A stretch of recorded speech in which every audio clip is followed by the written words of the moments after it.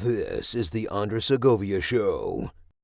Hey everyone, it's Andres. I'm interrupting my show's hiatus to bring you a reaction to big news that I've talked about in my mostly YouTube series, Local Broker Reacts. If you're not familiar with my real estate series where Local Broker Reacts, it was an unintentional series of episodes I ended up doing in discussing Cal Exit, or the California migration, or California Exodus, however you want to label it. Hashtag Cal Exit. So this thing has been something that I've talked about a great deal. In some of the episodes, I've done some color commentary in between my reactions to talk about the situation that California finds itself in. Because if you're not familiar with the way the House of Representatives is made up, House seats are assigned to the 50 existing states in the Union and are distributed based on the distribution of the population in those states. So California has gained a seat, at least one, in basically every census year dating back up to 20 years ago. 10 years ago was the first time California did not gain a seat. They didn't lose a seat, but they didn't gain a seat. The handwriting was on the wall, folks. That's why in the episodes that I've done, again, unintentional, it became my most popular real estate series, and I'm grateful for that. I had said that when the results come in, that California is in real danger of losing a seat in the Congressional House District. The results are in, folks. California, even New York, lost a seat. Things were already bad here, that there were talks about a Cal Exit in terms of breaking up the state into different states. There were different proposals on how the breakup would go. They would break it up into 3: North, Central, and Southern California. Then there was another proposal saying break it up into 5 different states, and they were kind of breaking it up almost along party affiliations. Like, okay, keep the liberals and the leftists in one section, keep the conservatives and Republicans in another one, and keep the agriculture to its own, untouched by the policies and the politics of all of them.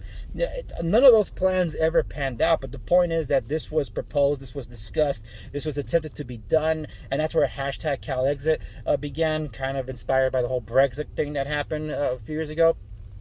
Well, again, that didn't pan out, but what did happen, Cal Exit became the California Exodus. As I said, and this is not an end cap, but it feels like an end cap because it reinforces the very things I was discussing. See, whenever in discussion, let me check my seatbelt. Whenever there's any discussions about politics and things, the problem is that people get emotional about the whole thing, right? And when they get emotional, if they disagree with you, even though you're not citing an opinion, you're citing facts.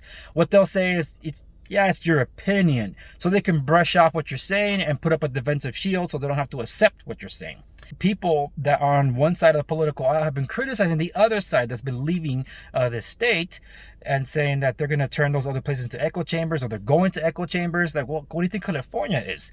California is an echo chamber. It's basically a one-party state. But on top of that, there have been, before this mass migration towards the latter years that this has been happening, it's changed the setup of certain states that basically made it more competitive politically, and it's kind of ruined the local economies there that have enjoyed more laissez-faire with their economies, because those that early on left from here did not change the way they voted, and voted in the very policies they were running away from. So places like Idaho or even Texas have run into that issue. Look at what the big contention with Arizona, and the shocker that it was for a lot of people last year during the election.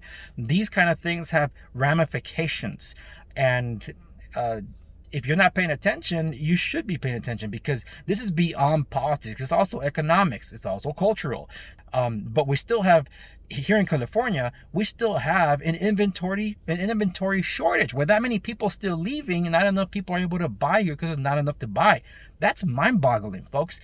So it's interesting to see what this all will mean, because some people have their idea of what will ultimately happen. Some people say California's fate is sealed. It's the Democratic People's Republic of California. That's my terminology.